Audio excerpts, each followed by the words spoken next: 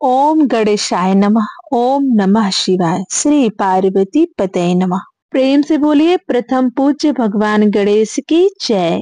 भगवान भोलेनाथ की जय। माँ पार्वती की जय। नमस्कार श्रोतागण, भगवान भोलेनाथ की कृपा आप सभी पर बनी रहे। आज कार्तिक मास शुक्ल पक्ष की त्रयोदशी तिथि है। यह त्रयोदशी बुधवार के दिन पड़ रही है, इसलिए इसे बुध प्रदोष व्रत कहा जाएगा। तो आज हम लोग श्रवण करेंगे बुध प्रदोष की पावन कथा का। प्रदोष व्रत भगवान भोलेनाथ को समर्पित होता है। प्रदोष व्रत करने से साधक की संपूर्ण मनोकामनाएं भगवान भोलेनाथ की कृपा से पूर्ण होती हैं। तो आइए मन में भगवान भोलेनाथ, माँ पार्वती और गणेश जी का स्मरण करते हुए श्रवण करते हैं बुध प्रदोष की पावन कथा का। पहले सुनेंगे प्रथम पूज्य भगवान गणेश की कथा। सास बहू थी।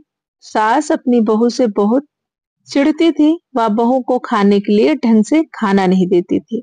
बहू रोज नदी पर पानी को जाती तो जाते समय घर से आटा ले जाती।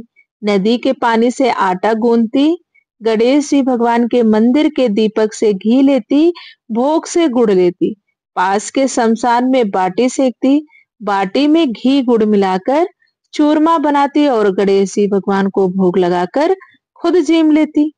ऐसा करते हुए बहुत दिन हो गए। यह देखकर गणेश जी भगवान को बहुत आश्चर्य हुआ और उन्होंने अपने नाक पर उंगली रख ली। बहू तो घर आ गई, परंतु जब दूसरे दिन मंदिर के पट खोले तो लोगों ने देखा कि गणेश जी भगवान की नाक पर उंगली है। तो मंदिर में भीड़ एकत्रित हो गई। गांव के लोगों ने हवन पूजा की, पर गणेश जी भगवान ने उंगली नहीं उतारी। तब सारे गांव में कहलवा दिया कि जो कोई गणेश जी भगवान के नाक से उंगली हटवाएगा उसे राजा जी सम्मानित करेंगे। बहू ने सास से कहा, सासू जी, मैं कोशिश करूंगी कि गणेश भगवान अपनी उंगली हटा लें। तब सास ने हंसते हुए कहा, बड़े बड़े पंडित विद्वानों ने कोशिश की, वो तो हटा नहीं पाए, तू क्या हटा लेगी। सब लोग मंदिर के बाहर एकत्रित हो गए। बहू घूंघट निकाल कर अंदर गई, पर्दा लगाया और गणेश जी से हाथ जोड़कर बोली, हे विघ्नहर्ता, मैं अपने घर से आटा लाती हूँ, लोगों का चढ़ाया घी गुड़ लेती, शमशान से बाटी सेकती, उसमें आपको क्या आपत्ति हुई। अब आपको अपने मुंह से उंगली हटानी पड़ेगी। गणेश जी ने सोचा, इसकी बात तो माननी पड़ेगी, इसने पहले मेरा भोग लगाया है, यह तो मेरी भक्त है। गणेश जी भगवान ने उंगली हटा ली और बहू को आशीर्वाद दिया कि इस गांव में सभी प्रेम से रहेंगे। बहू मंदिर से बाहर आई। सब गांव वालों ने कहा, बहू तूने उंगली कैसे हटवाई, तू तो जादूगरनी है। तब बहू ने सारी बात गांव वालों को बताई कि मेरी सास मुझे खाना नहीं देती थी, तब मैं घर से आटा लाकर नदी के पानी में आटा लगाकर बाटी बनाकर शमशान में सेक कर गणेश जी के दीपक से घी प्रसाद से गुड़ चुरा कर गणेश जी को भोग लगाकर खुद खा लेती थी। इसलिए गणेश जी को आश्चर्य हुआ और उन्होंने नाक पर उंगली रख ली और मेरी प्रार्थना पर उंगली हटा ली और मुझे वरदान दिया कि अब इस गांव में सब प्रेम से रहेंगे।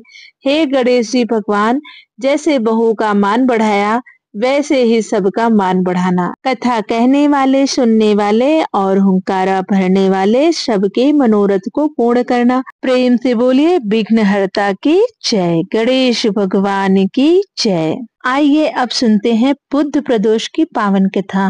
प्राचीन काल में समलापुर नामक एक नगर था। उस नगर में मधुसूदन नाम का एक व्यक्ति निवास करता था। मधुसूदन जब विवाह योग्य हुआ तो उसके माता पिता ने उसका विवाह पास के छोटे से नगर बलरामपुर की युवती संगीता से करा दिया। संगीता का परिवार काफी धार्मिक और सात्विक भाव से जीवन जीता था, इसलिए संगीता और मधुसूदन का विवाह पूर्ण रीति रिवाज और रस्मों से संपन्न हुआ।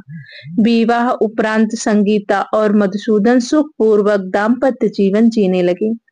विवाह होने के बाद कभी अपने ससुराल कभी पीहर, इस तरह से संगीता का जीवन सुखपूर्वक व्यतीत होने लगा। एक बार संगीता अपने मायके बलरामपुर गई हुई थी तो मधुसूदन उसे लेने अपने ससुराल पहुंचा। ससुराल में मधुसूदन की खूब आवभगत हुई और आदर सम्मान मिला।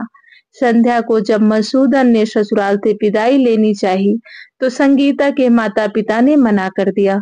संगीता के माता पिता बोले, पुत्र आज बुधवार का दिन है, हमारे यहाँ रिवाज है कि बुधवार के दिन लड़की को अपने ससुराल के लिए विदा नहीं करते। बुधवार को ससुराल जाना बहुत अशुभ माना जाता है। आप आज रात्रि में यहीं विश्राम करो और प्रातः काल संगीता को लेकर चले जाना। मधुसूदन को उनकी बातों पर विश्वास नहीं हुआ और वह बुधवार को ही जाने की अपनी जिद पर अडिग रहा। हार कर संगीता के माता पिता ने उन्हें विदा कर दिया। मधुसूदन और संगीता अभी कुछ दूर ही निकले थे कि घने वन में उनकी बैलगाड़ी का पहिया निकल गया। अब बैलगाड़ी को खींचने में असमर्थ हो गए और वह बैलगाड़ी नहीं खींच पा रहे थे। दोनों पैदल ही समता पुल की ओर निकल पड़े। कुछ दूरी चलने के उपरांत संगीता को थकान होने लगी और बहुत तीव्र प्यास लग गई। दोनों ने एक पेड़ के नीचे विश्राम करने का निश्चय किया और मधुसूदन संगीता के लिए जल लाने वन में निकल गया। थोड़ी देर बाद जब मधुसूदन जल लेकर आया तो देखता है कि उसकी पत्नी के पास उसका हमशक्ल व्यक्ति ठीक उसी के जैसे वेशभूषा धारण किए बैठा है। मधुसूदन को यह देखकर बहुत क्रोध आया और उस बहुरूपिये से झगड़ा करने लगा। संगीता भी नहीं समझ पाई कि उसका पति कौन है, क्योंकि दोनों पूर्णतः एक जैसे प्रतीत हो रहे थे। मधुसूदन और उसके हमशक्ल का झगड़ा सुनकर पास से गुजर रहे राजा के सैनिक वहां आ गए। सैनिकों ने जब सारा वृतांत सुना तो उन्होंने संगीता से अपने पति को पहचानने के लिए कहा। संगीता भी दुविधा में पड़ गई और अपने पति को नहीं। बीच राह पर अपनी पत्नी को इस तरह लुटा देखकर उस पुरुष की आंख भर आई। वह शंकर भगवान से प्रार्थना करने लगा कि हे भगवान, आप मेरी पत्नी की रक्षा करो। मुझसे बड़ी भूल हुई है जो मैं बुधवार को पत्नी को विदा करा लाया। भविष्य में ऐसा अपराध कदापि नहीं करूंगा। उसकी यह प्रार्थना जैसे ही पूरी हुई कि दूसरा पुरुष अंतर्ध्यान हो गया और वह पुरुष सकुशल अपनी पत्नी के साथ अपने घर पहुंच गया। उस दिन के बाद पति पत्नी नियम पूर्वक बुधवार प्रदोष का व्रत रखने लगे और आनंद पूर्वक अपना जीवन व्यतीत करने लगे। बोलो प्रेम से भगवान शिव की जय, माँ पार्वती की जय। एक बार ऋषि समाज द्वारा सर्व प्राणियों के हित में परम पावन भागीरथी के तट पर विशाल गोष्ठी का आयोजन किया गया। इस सभा में व्यास जी के परम शिष्य पुराण वेत्ता सूत जी महाराज हरे कीर्तन करते हुए पधारे। सूत जी को आते देख शौनाक आदि 88,000 ऋषि मुनियों ने खड़े होकर उन्हें दंडवत प्रणाम किया। महाज्ञानी सूत जी ने भक्ति भाव से ऋषियों को हृदय से लगाया और उन्हें आशीर्वाद दिया। विद्वान ऋषिगण और सभी शिष्य आसन पर विराजमान हो गए। मुनिगण श्रद्धा भाव से पूछने लगे कि हे परम दयालु, काल में शंकर जी की भक्त किस आराधना द्वारा उपलब्ध होगी? कृपया हम लोगों को बताने की कृपा करें, क्योंकि कलयुग में सर्व प्राणी पाप कर्म में रह रहकर वेद शास्त्रों से विमुख रहेंगे। हे मुनि श्रेष्ठ, कलयुग में सत्कर्म की और किसी की रुचि न होगी। जब पुण्य क्षीण हो जाएंगे तो मनुष्य की बुद्धि बुरे कर्मों की ओर स्वयं प्रेरित होगी, जिससे दुर्विचारी पुरुष वंश सहित समाप्त हो जाएंगे। इस भूमंडल पर जो मनुष्य ज्ञानी होकर ज्ञान की शिक्षा नहीं लेता, उस पर परमपिता परमेश्वर कभी प्रसन्न नहीं होते हैं। हे महामुने, ऐसा कौन सा व्रत है जिससे मनवांछित फल की प्राप्ति होती है? कृपया करके बताने का कष्ट कीजिए। ऐसा सुनकर दयालु हृदय से सूत जी कहने लगे कि हे श्रेष्ठ मुनि और शौनाक जी, आप धन्यवाद के पात्र हैं। आपके विचार प्रशंसनीय है और सराहनीय भी। आप वैष्णव के बारे में सोचने वाले हैं, क्योंकि आपके हृदय में सदा परहित की भावना समाहित है। इसलिए हे शौनाक आदि ऋषियों, सुनो, मैं उस व्रत के बारे में बताता हूँ जिससे करने से सभी पापों से मुक्ति मिलती है। धन वृद्धि, दुख विनाशक, सुख प्राप्त कराने वाला, संतान देने वाला और मनवांछित फल की प्राप्ति कराने वाला वह व्रत होता है। यह व्रत तुमको सुनाता हूँ जो किसी समय भोलेनाथ जी ने सती जी को सुनाया था और उनसे प्राप्त यह परम श्रेष्ठ उपदेश मेरे पूज्य गुरुजी ने मुझे सुनाया था, जिसे समय पाकर आपको मैं शुभ बेला में सुनाता हूँ। सूत जी कहने लगे कि आयु वृद्धि स्वास्थ्य लाभ के लिए त्रयोदशी का व्रत करें। इस व्रत की विधि इस प्रकार है। सुबह स्नान कर निराहार व्रत में रहें, शिव जी का ध्यान करें, शिव मंदिर में जाकर भोलेनाथ की पूजा करें।